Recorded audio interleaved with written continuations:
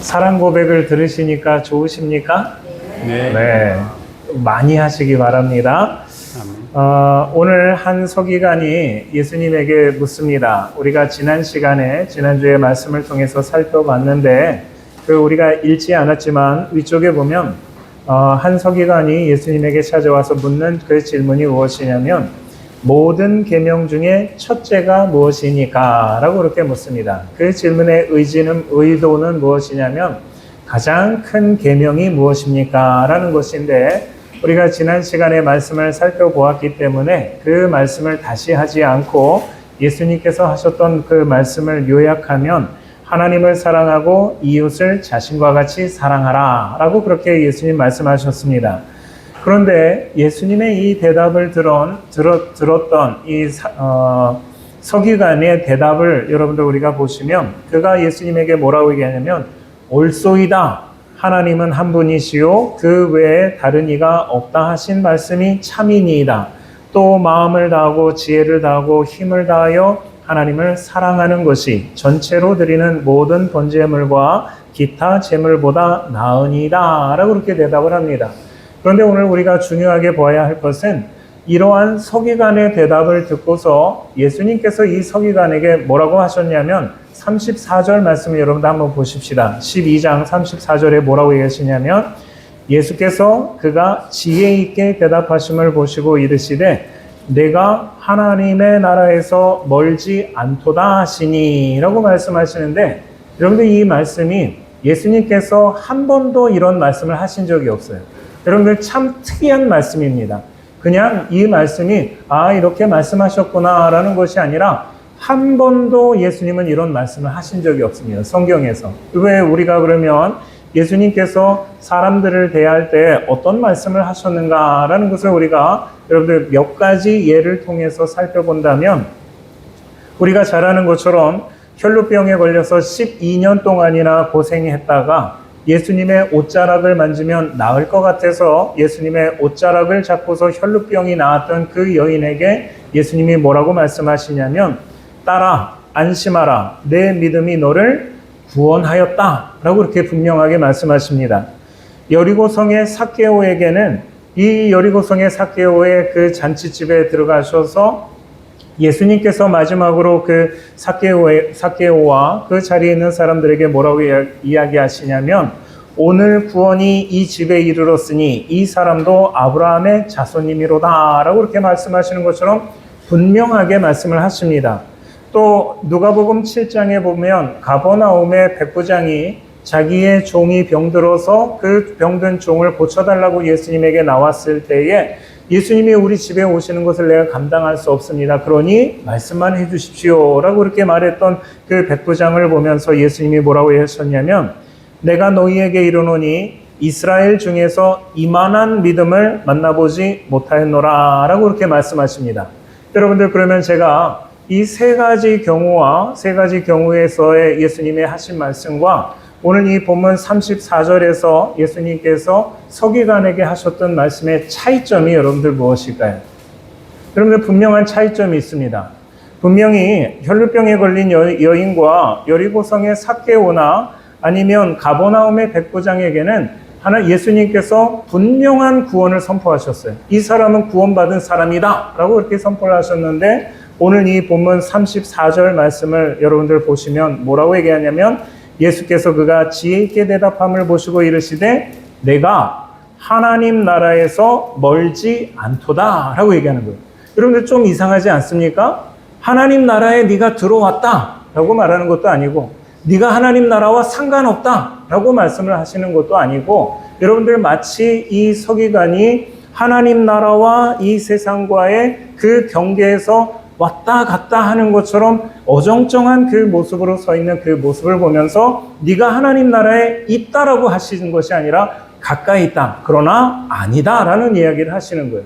여러분들 이상하지 않습니까? 너 하나님 나라와 상관없는 사람이야. 그러면 오히려 더 편한데, 하나님 나라와 상관없다는 얘기도 아니고 하나님의 나라에 들어갔다라는 것도 아닌 이러한 애매한 이 표현을 하셨던 그 이유를 여러분들 우리가 한번 생각을 해보면, 지금 우리가 마가복음 12장에서 이 말씀을 보지만 여러분들 이 말씀은 마태복음과 누가복음에서도 동일한 그러한 이 말씀이 있습니다. 그러나 누가복음 10장에 보면 예수님께서 이 말씀을 하시는 그 이 사건, 지금 이 서기관과의 이 대화를 조금 다른 관점에서 이거를 설명하는데 예수님이 이 사람을 보면서 분명하게 그 이유를 말씀하십니다. 여러분들 누가복음 10장에 보면 이 사람이 대답하는 것을 보면서 예수님이 이렇게 말씀하십니다. 내 대답이 옳도다. 이를 행하라. 그리하면 살리라 하시니 그 사람이, 여기서 말하는 그 사람은 어떤 사람일까요? 서기관을 이야기합니다. 그 사람이 자기를 옳게 보이려고 라고 얘기하는 거예요. 자기를 어떻게 보이려고 합니까? 옳게 보이려고 대답을 하면, 옳게 보이려고 예수께 여짜와 그러면 내 이웃이 누구니까? 라고 그러한 질문을 합니다. 여러분들 이 말씀을 우리가 보면서 지금 오늘 우리가 이 마가복음 12장에서 이 사람이 예수님에게 옳소이다. 예수님 그렇게 말씀하신 거 하나님 사랑하고 이웃을 사랑하는 거 그거 참 맞는 말씀입니다. 옳습니다. 이렇게 말하는 이 사람의 본심이 여러분들 진짜 진리에 대해서 옳은 것을 알았다라고 하는 그 말이 아니라 이 사람은 여러분들 이 말을 통해서 자기 자신을 어떻게 보이려고 하는 겁니까? 옳게 보이려고 하는 거예요. 그 말씀이 진리인지 아닌지 그거는 상관없습니다. 그런데 예수님께서 그렇게 말씀하신 것에 대해서 나도 그렇게 동조하니까 내가 그렇게 말하는 것을 통해서 내가 사람들에게, 다른 사람들에게 옳게 보이려고 하는 것이 이 사람의 모습이었다는 것입니다. 그렇기 때문에 예수님께서 이 사람의 이 대답, 이것이 여러분들 틀리지 않았습니다. 그러니까 그에게 예수님 말씀이 내가 하나님의 나라에서 멀지 않도다 라고 말합니다. 하나님의 나라에 들어온 것도 아니고 하나님 나라에 완전히 밖에 상관없는 그런 사람도 아니다 라고 말합니다. 그러면 그러면서 예수님께서 일반적으로 서기관들의 잘못된 모습을 꼬집으시는데 서기관들은 성경의 다른 말로 얘기하면 율법 교사라고 그렇게 말을 합니다. 그들이 하는 말이 그들이 잘못된 그 모습 중에 하나가 무엇이냐면 그리스도를 다윗의 자손이라고 그렇게 가르칩니다. 누가 그렇게 가르친다고 했습니까? 서기관들이 그리스도를 다윗의 자손이라고 그렇게 가르칩니다. 그래서 여러분들 우리가 복음서에 보면 많은 사람들이 예수님을 다윗의 자손이라고 그렇게 부르는데 특별히 바디메오라고 하는 사람이 예수를 길거리에서 예수를 부를 때 뭐라고 부릅니까? 다윗의 자손 예수여 나를 불쌍히 여기소서라고 그렇게 말합니다. 뿐만 아니라 예수님께서 마지막 6월절에 예루살렘에 올라가실 때에 많은 사람들이 종려나무 가지를 꺾고 나귀 새끼를 타고 올라가시는 그 예수님을 보면서 여러분들 그들이 뭐라고 예수님을 부릅니까? 호산나 다윗의 자손이여 라고 부르는데 이러한 사람들이 예수님을 다윗의 자손이라고 그렇게 부르는 것은 누가 가르쳤다라고 말합니까? 서기관들이 가르쳤다라는 거예요. 서기관이 가르쳤다. 여러분들 이러한 이 일에 대해서 예수를 다윗의 자손이라고 하는 것을 이 서기관들이 많은 사람들에게 그렇게 가르쳤고 그렇게 이야기를 한다라고 말합니다. 그러면 여기서 우리가 여러분들 한번 생각을 해봐야 됩니다. 그러면 성경은 예수를 뭐라고 이야기하느냐라는 것을 우리가 생각을 해봐야 하는데 예레미야 23장 5절 말씀에 말씀합니다. 여호와의 말씀이니라 보라 때가 이르리니 내가 다윗에게 한 의로운 가지를 일으킬 것이라 그가 왕이 되어 지혜롭게 다스리며 세상에서 정의와 공의를 행할 것이며 라고 얘기하는데 여러분들 예레미야 이 구약 성경 예레미야를 통해서 하나님이 우리에게 뭐라고 얘기하십니까? 그리스도가 다윗의 자손이라고 말합니까? 아니면 다윗에게 한 의로운 가지가 날 것이다 라고 이렇게 말씀하십니까? 다른 말씀이거든요. 그런데 이 말씀을 보면서 서기관들은 그리스도를 다윗의 자손이다 라고 그렇게 가르치기 시작했다는 것입니다. 서기관들이 예수를 다윗의 자손이라고 부른 것은 여러분들 여기에는 조금의 의도가 있습니다. 어떤 의도냐? 여러분들 다윗은 어떤 사람일까요? 인간입니다. 아무리 훌륭한 믿음의 사람이다 라고 얘기한다 할지라도 다윗은 인간입니다. 그런데 이 인간의 존속된 존재, 다윗의 다윗보다는 조금 못한 그러한 존재라고 그렇게 격화시킨 표현이 다윗의 자손이라고 하는 그러한 의미입니다. 그래서 오늘 이 본문에 보면 예수님께서 이런 말씀하십니다. 어찌하여 서기관들이 그리스도를 다윗의 자손이라 하느냐라고 그렇게 묻습니다.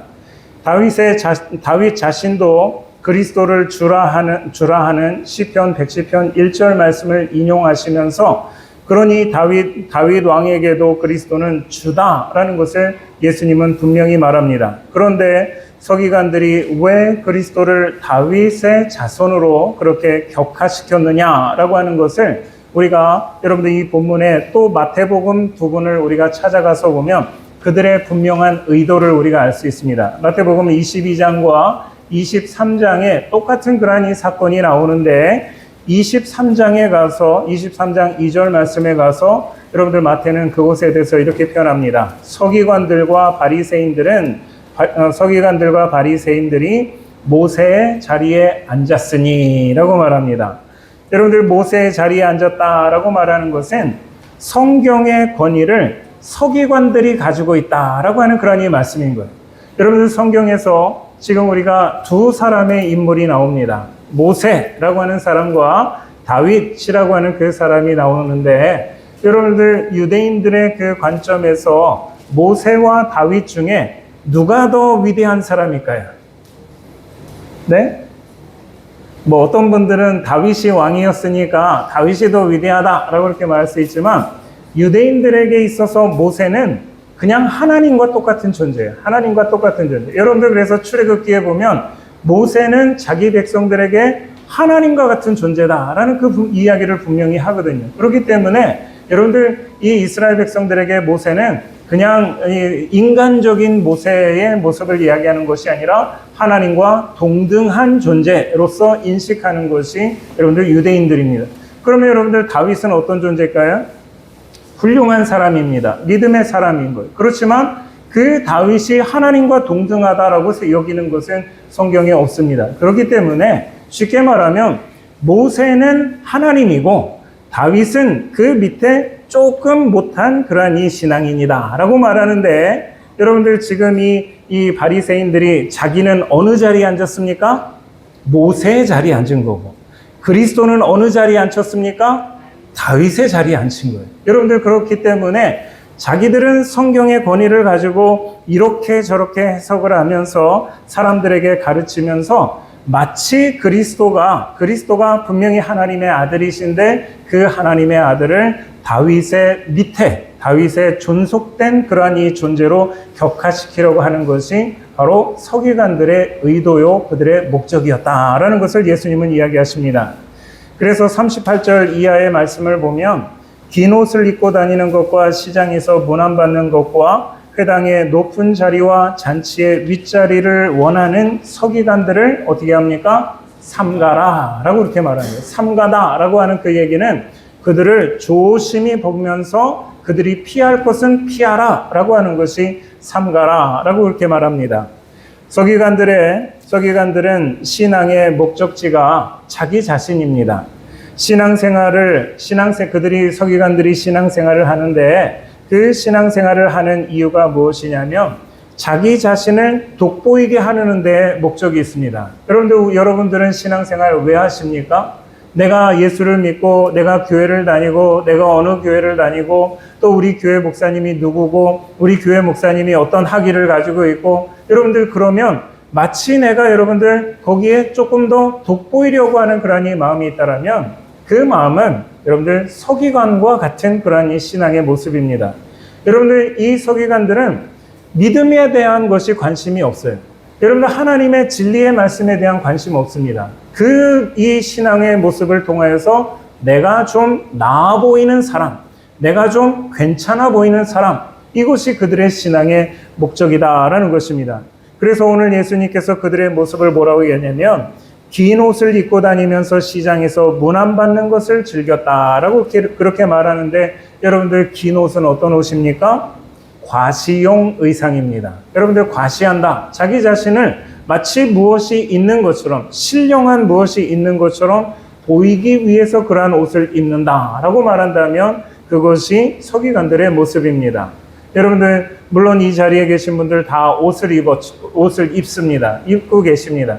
그런데 그 옷이라는 것이 물론 내가 좋은 옷을 입고 내가 아름다운 옷을 입고 그런 거 여러분들 괜찮습니다. 그러나 그것이 내가 마치 어떠한 그러한 신령한 그러한 모습이 있기 위해서 그러한 모습으로 여러분들 내가 옷을 입었다라면 여러분들 이것은 마치 서기관들의 그러한 과시하는 긴 옷을 입은 것과 똑같습니다.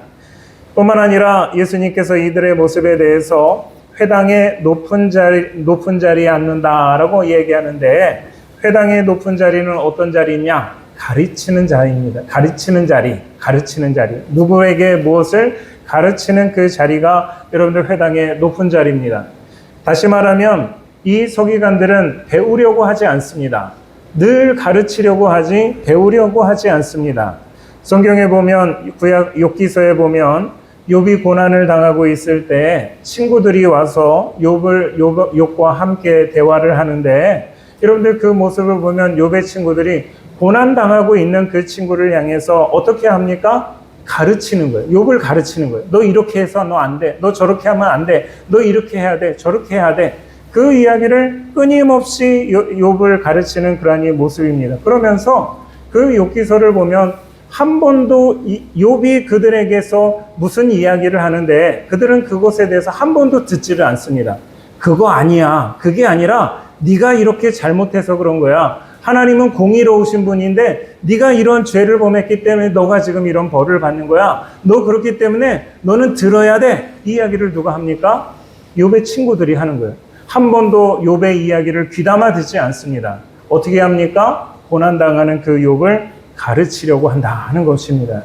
그런데 여러분들 욥기서가 42장까지 있는데 42장 마지막에 가서 하나님께서는 이 욥의 3명의 친구에게 하나님께서는 두 번에 걸쳐서 똑같은 말씀을 반복을 하시는데 7절과 8절 말씀에 이렇게 말합니다. 욥기서 42장 7절 8절에 너희가 나를 가리켜 말한 것이 내 종 욥의 말같이 옳지 못함이니라 라고 말합니다. 여러분들 그 말이 무슨 말씀입니까? 너희 욥의 세 친구들 너희들이 나 하나님에 대해서 하나님은 공의로운 하나님, 하나님은 정의의 하나님, 하나님은 심판의 하나님, 하나님은 사랑의 하나님 그런 이야기를 욥에게 다 쏟아냈지만 니들이 하는 그 말 한마디도 옳은 말이 없다. 그 얘기를 하십니다. 한마디도 옳은 말이 없다.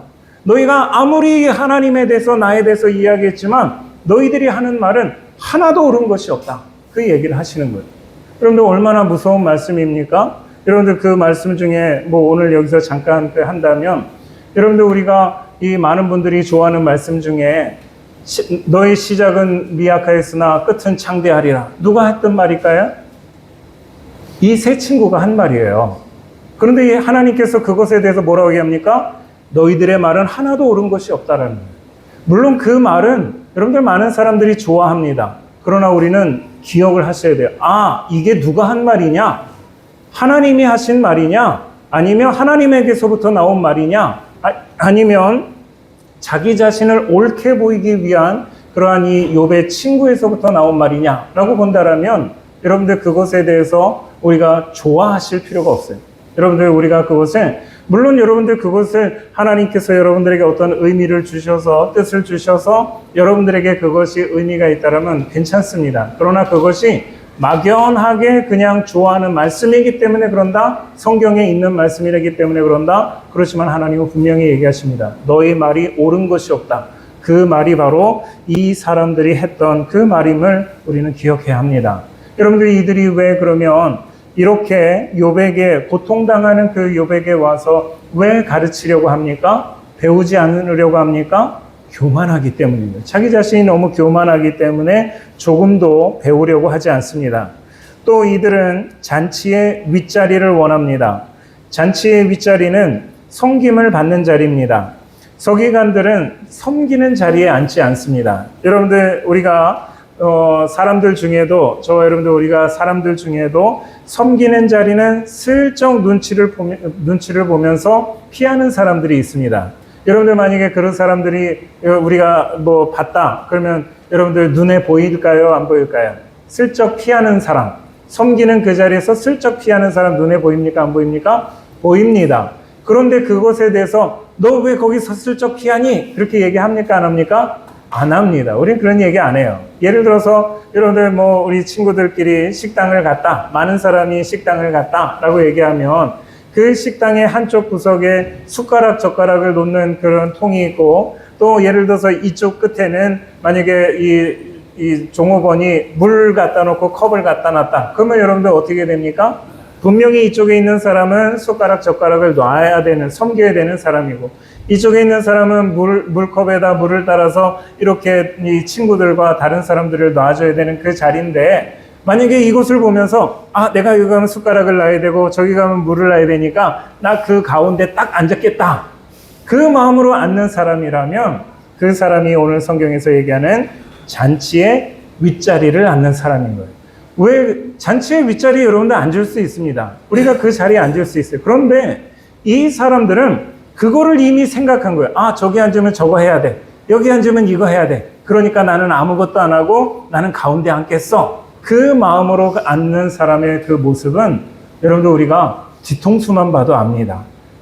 저 사람이 저거 싫으니까 저렇게 앉는구나. 근데 그냥 내가 해주고 말지 뭐. 내가 숟가락 젓가락 다 놔주지 뭐. 여러분들 그 마음으로 우리가 섬기지만 그러한 사람들의 모습은 다 눈에 보이게 되어 있다는 것입니다. 그렇기 때문에 오늘 예수님께서 37절 말씀에 보면 예수님이 서기관들에 대해서 이러한 이야기를 할 때 37절에 사람들의 반응이 나오는데 많은 사람들이 어떻게 합니까? 즐겁게 듣더라 라고 얘기하는 거예요. 그 말을 들으면서 그래 내가 서기관들에 대해서 저 사람들 이런 거 내가 뭐라고 얘기는 안 하고 지냈지만 그래 진짜 저 사람들은 저런 사람들이야 라고 그 마음에 그 말이 예수님의 말씀에 공감하는 그러한 말씀이었다는 것입니다. 그러면서 마지막으로 그들에 대해서 그들은 과부의 가산을 삼키며 라고 얘기하는데 서기관들은 약자를 이용하는 사람입니다. 여러분들 약자는 어떻게 해야 되는 사람일까요?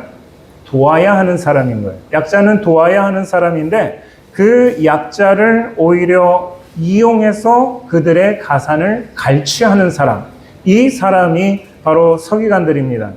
또 한 가지를 이야기합니다. 외식으로 길게 기도한다라고 말하는데 여러분들 이 모습은 그들의 기도에는 진심이 없다라는 이야기입니다. 여러분들 우리도 기도하지만 여러분들 우리의 기도에 우리가 최소한 기도에 여러분들 가장 최소한 자기 자신에게는 진실해야 합니다.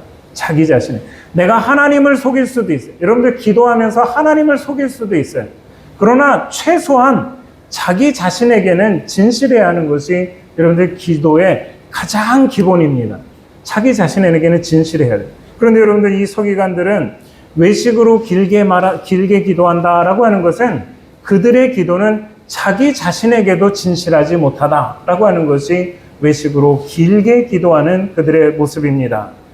이들은 참된 믿음에는 관심이 없고 믿음으로 자신을 돋보이게 하려는 것, 그들이 이 신앙생활의 목적이 되어진 거짓 선생들의 모습입니다.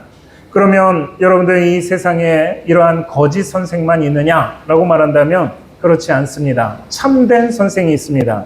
참된 선생은 자기 자신이 목적이 아니라 예수님이 목적인 거예요. 자기 자신을 돋보이게 하는 것이 아니라 예수님을 돋보이게 하는 그러한 참된 선생도 여러분들 분명히 성경 가운데 존재합니다.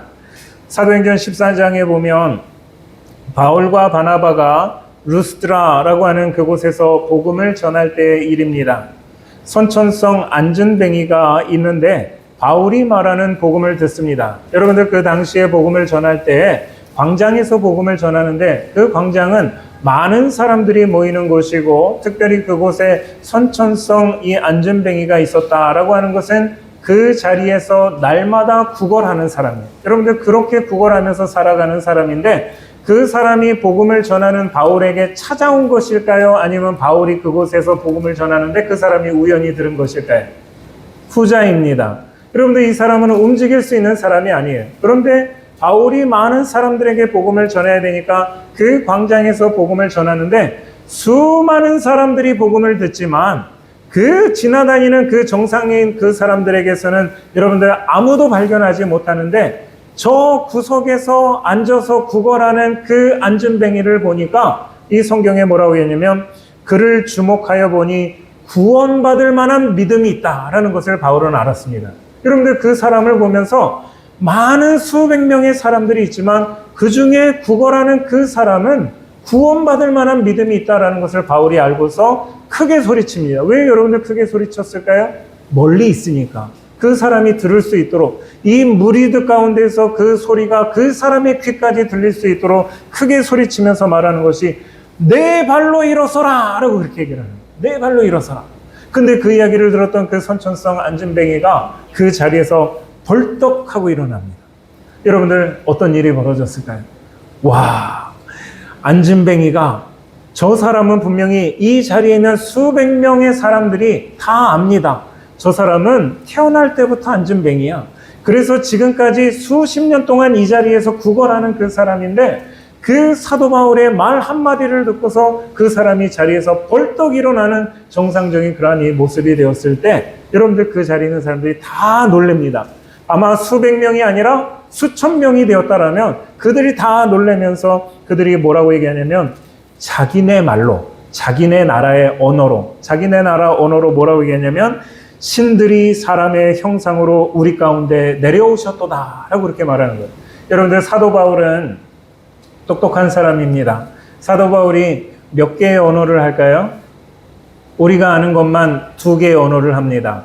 첫 번째, 자기 모국어 히브리어를 합니다. 또 한 가지 어떤 언어를 할까요? 당시의 공용어라고 할 수 있는 헬라어를 하는 최소한 뭐 더 많은 언어를 할 수도 있지만 우리가 아는 것처럼 사도 바울은 2개국어를 하는 사람인 거예요.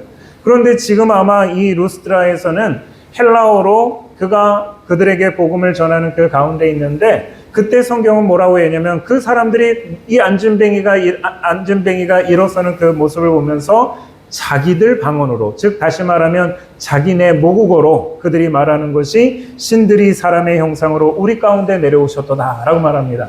사도 바울이 알아들었을까요? 못 알아들었을까요? 못 알아듣습니다. 왜냐하면 자기 언어가 아니니까.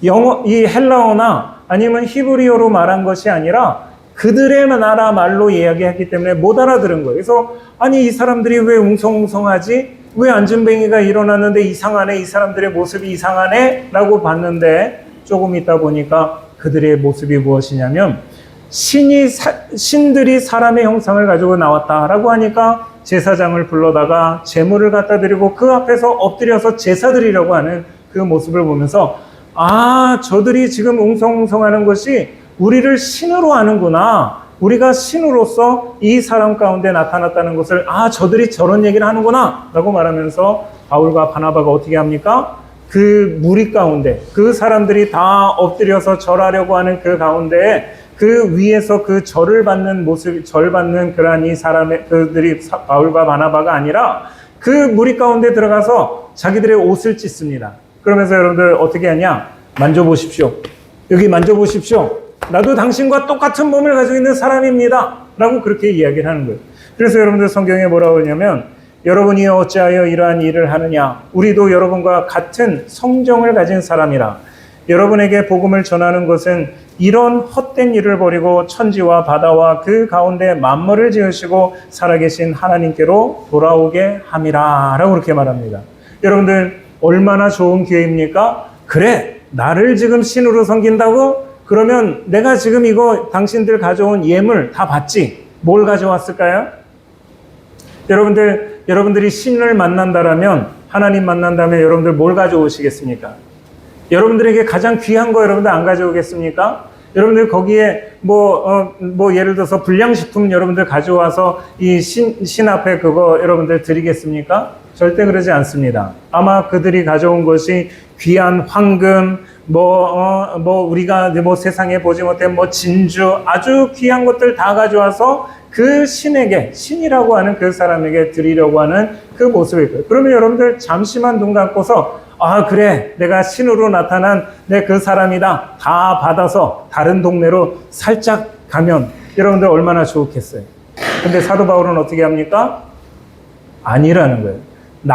내가 아니라, 여러분들 내가 아니라 누구라고 합니까? 바로 살아계신 하나님에게, 나를 경배하고 나를 예배하는 것이 아니라 하나님에게로 그 방향을 돌리는 것이 사도 바울과 바나바의 모습이었다 하는 것입니다.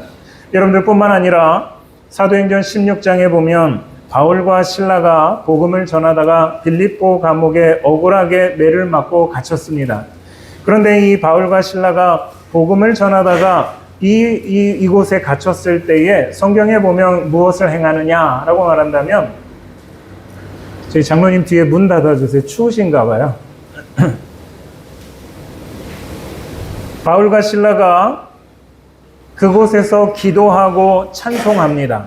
그런데 기도하고 찬송하는 것을 감옥에 있는 모든 사람들이, 여러분들 감옥에 있는 사람들은 다 죄수인 거예요. 진짜로 그 사람들은 죄인입니다. 그런데 그들이 다 듣습니다.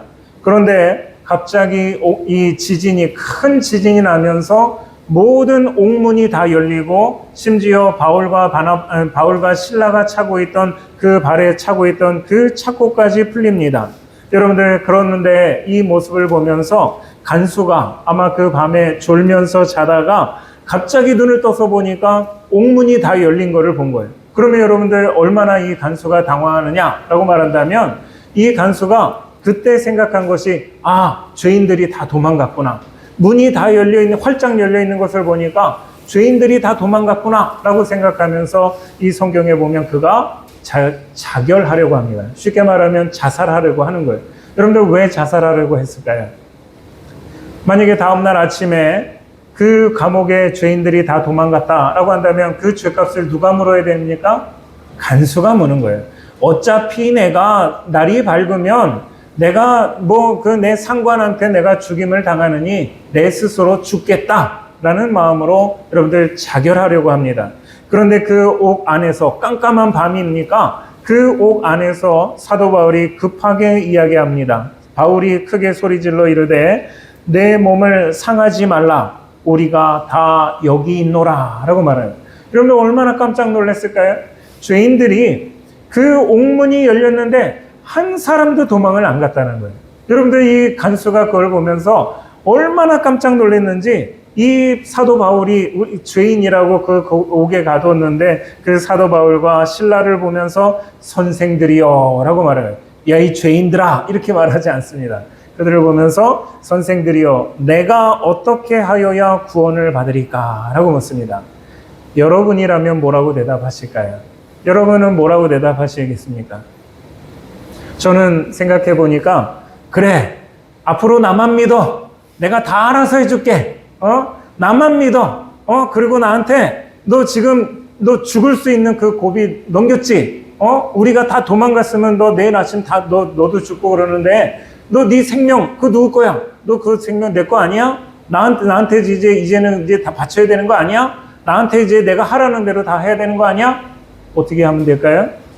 그런 사람이 될 수 있는 거예요. 나한테 경배해. 나한테 모든 것을 다 가져와. 내가 이제 너를 책임질 거야. 라고 말하면서 여러분들 그럴 수 있는 좋은 기회입니다. 좋은 기회. 여러분들 아마 이 사람의 생명을 살렸던, 이 간수의 생명을 살리는 그러한 정말 좋은 그 일들을 했다라면, 만약에 사도 바울이 그때, 야, 내가 내가 이 여행하는데 여비가 필요하니까 금 2달란트만 가져다 주십시오. 가져올까요? 안 가져올까요?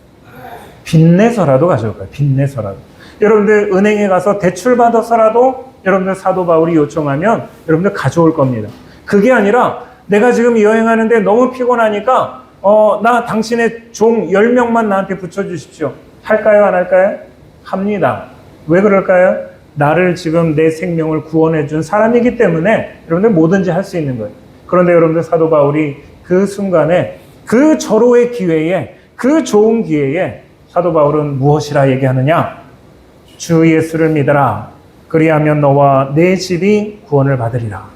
나에게 집중하지 마십시오. 내가 아니라 그리스도에게 집중하십시오. 라고 얘기하는 겁니다. 여러분들 이것이 참된 선생의 모습입니다. 여러분들 거짓된 선생은 어떻게 합니까?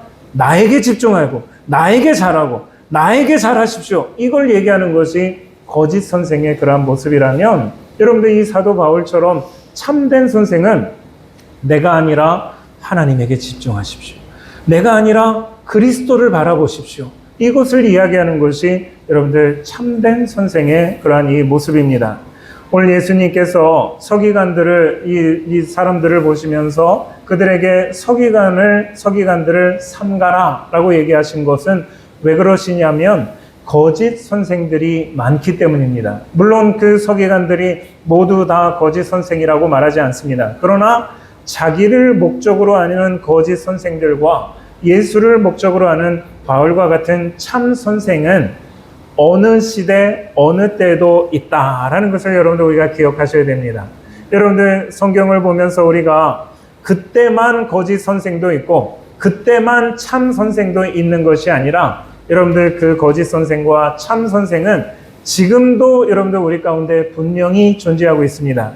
예수님께서 서기관들을 삼가라 하신 것은 그들이 어느 때에도 우리 곁에 항상 있기 때문입니다. 그렇기 때문에 우리는 이것을 분별해야 하는 것이 우리 신앙인의 몫입니다. 우리가 분별해야 할 뿐만 아니라 우리가 누구를 택하여 따르느냐라고 하는 그 책임도 여러분들 누구에게 있습니까? 자기 자신에게 있는 거예요. 여러분들 우리 자신에게 있습니다. 그렇다면 이 자리에 계신 분들은 아마 그 생각 가지실지도 모릅니다. 하나님, 그러면 이 땅에 그러한 거짓 선생들이 있다라면 그 거짓 선생들 하나님께서 벼락을 내리셔서 그들을 다 멸해 주시면 다 이 세상에 참 선생만 있으면 우리가 그들을 따르는 것이 편하지 않겠습니까? 여러분들 그 생각 안 하십니까? 근데 하나님은 그렇게 하지 않습니다. 왜 그러실까요? 그게 하나님의 방법이기 때문인 거예요. 여러분들 우리가 그냥 무조건 이 세상에 선생이 있으니까 그 선생 따라가는 것이 아니라 하나님은 우리에게 분별하여서 따라갈 수 있도록 하시는 것이 하나님의 방법인 거예요. 여러분들 그렇기 때문에 누가 여러분들에게 이 사람이 참 선생입니다. 그래서 따라가지 마십시오. 어떻게 해야 되는 겁니까? 내가 분별하는 거예요. 내가. 그것에 대해서 내가 분별하고서 따라가는 것, 이것이 하나님께서 우리 각자에게 주신 그러한 일이다라는 것을 기억하시기 바랍니다. 여러분들 지난 금요일 날 밤에 우리 성도 중에 고 이영순 성도가 소천하셨습니다. 돌아가셨어요. 근데 그날 금요일인데 그분의 딸이 저희 집사람에게 전화가 왔어요. 어머니가 지금 이렇게 위독하신데 좀 오늘 신방을 좀 해주셨으면 좋겠습니다. 라고 해가지고 저녁 6시에 이 병원에 신방할 수 있는 게 그 시간밖에 없으니까 저녁 6시에 이 천안의료원 거기를 가서 봤어요. 그랬더니 제가 보기에도 상태가 많이 안 좋습니다. 그래서 오래 사시지 못하겠다라고 하는 그 생각을 했는데 마침 간호사도 와서 얘기하는 것이 오래 못 사십니다. 이야기를 하시는 거예요. 그래서 우리 성도니까 그래서 그 자리에서 제가 같이 이제 마지막 어떻게 보면 임종기도를 여러분들 거기서 임종기도를 드리고서 그러고서 와서 금요기도회를 하고 있는데 저녁 늦게 그 따님이 전화가 왔어요. 뭐라고 얘기하시냐면 어머니 돌아가셨습니다 라고 얘기를 하는 거예요. 그런데 언제 돌아가셨습니까? 라고 했더니 8시 5분에 돌아가셨다는 거예요. 6시에 만나고 왔는데 2시간 정도 지나고 나서 어머니 돌아가셨습니다 라고 그 이야기를 하는데 제가 오늘 그 이영순 성도에 대한 이야기를 잠깐 드리자면 제가 그러면서 우리 이영순 성도의 교인 등록 카드를 제가 한번 찾아봤습니다. 여러분들 그걸 찾아봤는데 우리 이영순 성도가 2019년도에 우리 교회에 등록하셨어요. 여러분들 전에는 이영순 성도가 신계리 안터에 있는 다른 교회를 다니셨습니다. 그런데 그 교회가 어떤 교회냐면 아시는 분도 계시겠지만 안터에 보면 천안 동북교회, 제가 이름도 그냥 굳이 얘기하는 거는 여러분들 주의하시라라는 의미에서 드리는 겁니다. 천안 동북교회를 여러분들 다니셨는데 거기가 어떤 교회냐면 구원파 2단 교회예요. 구원파 2단 교회입니다. 여러분들 그냥 똑같은 십자가를 걸고 무슨 교회라고 그렇게 붙여놨지만 여러분들 이 이영순 성도는 어떤 계기가 됐는지 모르지만 그 구원파 2단 교회인 그 교회를 다니신 거예요. 그런데 그 교회를 다니는데 물론 여러분들 처음에는 그거를 알지 못하고 다녔을 것으로 저는 생각을 합니다. 그런데 다니다 보니까 거기 이단이라는 걸 안 거예요. 그러면 여러분들 이단이라고 해서 그곳에서 사람들에게 거짓말 하십시오, 사람들을 해코지 하십시오, 그런 거 가르칠까요? 아니면 서로 사랑하십시오, 주님이 당신을 사랑하십니다, 이런 얘기를 할까요? 여러분들 이단 교회 간다고 해서 그냥 다 뿔 달리고 그런 거 없어요. 여러분들 이단 교회 가도 그 안에서 그들이 하는 이야기가 뭐냐면, 하나님이 당신을 사랑하십니다, 하나님 앞에 정직하십시오, 하나님 앞에 성실하십시오, 거룩하게 사십시오. 여러분들 그 얘기를 하는 거예요. 그러면 왜 그들을 이단이라고 얘기할까요? 물론 더 구체적으로 들어가 봐야 하는 그 이유가 있습니다. 그런데 그렇다면 우리 이영순 성도가 그 교회를 얼마를 다녔는지는 제가 모릅니다. 그런데 그분이 여기가 이단이구나 라는 걸 알았어요. 어떻게 해야 됩니까?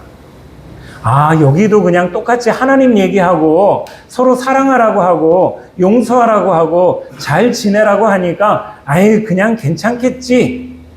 그렇지 않았습니다. 여러분들, 이분이 생각을 하신 거예요. 그때 나이가 여러분들 83살이셨어요. 83살. 여러분들 이 중에 83살보다 밑에 계신 분들은 그분을 본받으셔야 돼요. 83살이고 요번에 돌아가셨을 때가 88살입니다. 만으로 88살. 그런데 그 83살 되신 분이 여기가 이단이야? 그러면 나는 여기서 나와서 바른 교회를 찾아야 되겠다라는 그 생각을 하셨어요. 여러분들, 그러면서 이 동아파트에 사시면서 교회를 찾으신 거예요. 그런데 이 교회를 찾는데 83살 되신 분이 여러분들 교회를 어떻게 찾겠습니까? 정말 기도하는 마음으로 교회를 찾는데 우리 교회에 등록을 하셨어요. 우리 교회에 오셨어요. 그러면 여러분들 이 주변에 있는 이 동아파트 여기에서 우리 교회는 접근성이 제일 안 좋습니다. 왜 안 좋을까요? 언덕 밑으로 내려와야 되잖아요. 그런데 우리 이영순 성도는 천식이 있는 사람입니다. 그래서 숨이 차면 이렇게 훅 빨아들이는 그거를 해야 되는 그 사람인데, 이 언덕을 내려오는 건 괜찮지만 올라갈 때 되면 숨이 차서 못 올라가요. 여러분들, 그런데 우리 교회를 선택해서 이곳에서 오셔서 한 7년 동안 우리와 함께 신앙생활을 하는데, 여러분들, 이분이 아픈 날 아니고서는 예배를 빠져본 적이 없습니다. 그러면서 여러분들, 이 힘든 그러한 이 언덕길을 내려왔다 올라갔다 하는 그러한 이 힘든 그 산 가운데서도 여러분들 끝까지 신앙을 지키는 그러한 분이셨습니다. 그런데 제가 왜 이 이야기를 하느냐, 이분 얘기를 하느냐? 제가 금요일 날 저녁에 돌아가셨다라고 얘기를 하고서 이제 따님이 저한테 부탁을 하는 거예요. 목사님, 장례는 교회장으로 치러 주시기 바랍니다 라고 부탁을 하시는 거예요. 그래서 제가 그렇게 하겠습니다. 그런데 그분도 어떻게 해야 되는지를 모르니까 어떻게 해야 됩니까? 그래서 제가 그분에게 말했어요. 발인하는 날짜가 정해지면 그 발인하는 날짜를 기준으로 해서 이관 예배를 드리고 발인 예배를 드리니까 그 발인하는 날짜를 먼저 장례식장을 통해서 결정하십시오 라고 그렇게 말씀을 드렸어요. 그랬더니 그분이 알았다라고 말하면서 다음 날 전화를 주시겠다라고 해서 토요일 날이 됐습니다. 토요일 날 아침이 됐어요. 그래서 아침에 여러분들 9시쯤이 됐는데 전화가 오신 거예요. 목사님, 내일 발인하기로 했습니다. 내일이면 언제일까요? 오늘인 거예요. 오늘 아침 6시 반에 발인을 하기로 했고, 그리고 이관은 토요일 날 12시에 입관하기로 했습니다 라고 그 얘기를 하시는 거예요. 그러면 제가 9시에 그 전화를 받았는데 입관 예배를 드리기 위해서 저는 한 2시간 전에 입관 예배를 하기를 원했거든요. 그래서 그러면 10시에 우리가 입관 예배를 합시다 라고 했는데 1시간밖에 안 남은 거잖아요. 그런데 저희 집사람이 옆에서 듣다가 여보 너무 빨라, 10시 반으로 합시다. 그래서 이제 10시 반으로 했습니다.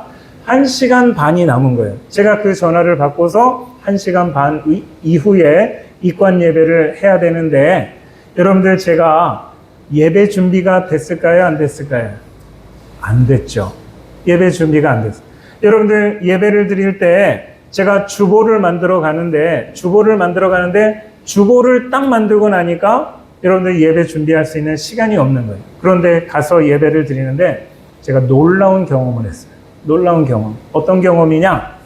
찬송을 부르는데, 예배하고 찬송을 부르는데, 제가 부르는 그 찬송의 그 소리가 이렇게 바닥에 깔리고 이렇게 지금 안 나가는 게 아니라 그냥 너무 자연스럽게 막 이렇게 막 제 입에서 나오는 제가 찬송을 잘한다는 게 아니라 찬송이 그냥 이렇게 그냥 하늘로 올라가는 그러한 이 쉽게 말하면 저를 그냥 이렇게 진짜 하나의 악기처럼 해서 쫙 사용하는 것을 경험합니다. 제가 설교 준비를 못했다라고 얘기를 했잖아요. 본문을 창세기 25장의 말씀, 아브라함의 죽음에 대한 그 이야기를 하는데, 여러분들 그 말씀을 가지고 하나님 말씀을 전하는데, 그 말씀에 제가 마치 물 만난 물고기처럼 술술술술 나오는 거예요. 술술술술 나오는데 제가 불편하지가 않습니다. 너무너무 평안한 거예요. 오늘 아침에도 여러분들 5시에 발인 예배를 하는데 찬송을 부르고 기도를 하고 또 설교 말씀을 전하는데 여러분들 마치 물 만난 고기처럼 제가 너무 행복하고 그 예배하는 그 가운데에서 평안하게 말씀을 전하는 모든 것들이 여러분들 평안하다라는 겁니다. 그러면서 제가 한 가지 깨달았어요. 뭘 깨달았느냐? 여러분들 제가 장례 예배를 한 번만 해봤을까요? 아니잖아요. 그런데 어떤 장례 예배는 진짜로 여러분들 뭐 누구의 장례 예배다라고 말할 수는 없지만 어떤 분의 장례 예배는 가서 우리 하나님 앞에 우리 예배하겠습니다 라고 하는 그 순간부터 숨이 차는 데가 있었어요. 숨이 너무 찬 거예요. 여러분들 숨이 차서 한마디 할 때마다 숨 쉬느냐고 제가 너무 힘들었던 그런 예배도 있습니다. 여러분들 그런 상황에서 찬송은 어떻게 불렀을까요? 진짜 한마디 한마디마다 숨 쉬면서 정말 힘겹게 찬송을 부르고 설교를 할 때는 마치 준비를 많이 했는데도 불구하고 제 몸을 쥐어짜는 것처럼 여러분들 이렇게 말씀을 전했던 그런 장례 예배도 있습니다. 그러면서 제가 한 가지를 생각했어요. 물론 여러분들 이게 여러분들 신학적으로 따진다면 옳고 그른 것은 아닙니다. 제가 오늘 그러면서 깨달은 것이 무엇이냐면 우리 이영순 성도가 하나님 나라에 갔구나. 하나님이 기뻐 받으시는구나. 하나님의 자녀가 되었구나라는 것을 제가 그냥 느낀 거예요. 여러분들 뭐라고 얘기할 수는 없지만 이 예배가 이렇게 아름답고 물론 그 자리에 계신 분들이 어떤지는 모르지만 내가 이렇게 아름답고 이렇게 하나님의 말씀을 술술술술 할 수 있는 그 모습을 보니까 그 영혼이 하늘나라에 분명히 갔구나 라고 하는 것에 대한 믿음이 생겼다는 것입니다. 여러분들 제가 이 말씀 드리는 것은 여러분들 우리 인생에도 우리는 분명한 선택의 순간이 있습니다. 여러분들 그 선택의 순간이 무엇이냐? 우리의 인생에서 남들이 가자라고 해서 우르르 가는 것이 아니라 여러분들 우리는 판단을 하셔야 돼요. 무엇을 판단합니까? 참 선지자냐? 참 선생이냐? 아니면 거짓 선생이냐라는 것을 누가 판단합니까? 누가 얘기해줘서 듣는 것이 아니라 여러분들 스스로 판단하시는 은혜가 있기를 주님의 이름으로 축원합니다. 제가 제 입으로 여러분들에게 이런 얘기하기 참 부끄럽습니다. 여러분들 이 자리에 계신 여러분들 모두는 고 이영순 성도처럼 잘 분별하셨어요. 잘하셨습니다. 여러분들 잘하셨어요. 제가 여러분들에게 부끄럽지만 여러분들 사도 바울이 고린도전서 11장 1절에 이런 얘기를 합니다. 내가 그리스도를 본받는 자 된 것 같이 너희는 나를 본받는 자 되라. 이 얘기를 하거든요. 제가 이 말씀에 빗대어서 감히 여러분들에게 이렇게 말씀드리고 싶습니다. 제가 그리스도를 본받는 자 된 것 같이 여러분들도 나를 본받는 자 되시기를 주님의 이름으로 축원합니다. 기도하겠습니다. 사랑의 하나님 아버지 참 감사합니다. 아버지 하나님 서기관들이 율법을 가르치는 교사들이라고 그렇게 말하지만 아버지 하나님 그들은 참에 대해서 진리에 대해서 관심 있는 것이 아니라 자기를 옳게 보이려고 하는데 그들의 목적이 있었습니다. 이러한 거짓 교사들을 따르는 자들이 아니라 참 선생을, 참 교사를 따르는 그러한 자들 되어지도록 우리와 함께하여 주시고 또한 우리가 누가 가자라고 해서가 아니라 내가 말씀을 통해서 참과 거짓을 분별할 수 있는 우리 모두가 되어지도록 주님 역사하여 주시옵소서. 아멘. 모든 말씀 우리 주 예수 그리스도의 이름으로 간절히 기도하옵나이다. 아멘.